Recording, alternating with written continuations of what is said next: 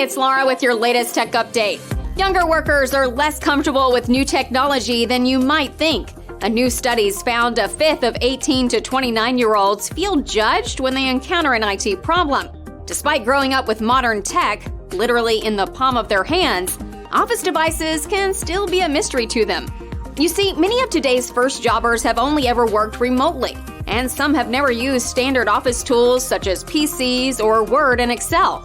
They've missed out on the training and experience older colleagues take for granted, reducing their confidence when they have a tech problem.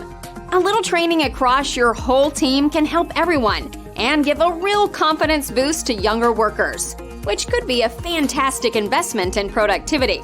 We can help with this. Get in touch. That's your tech update. More next week.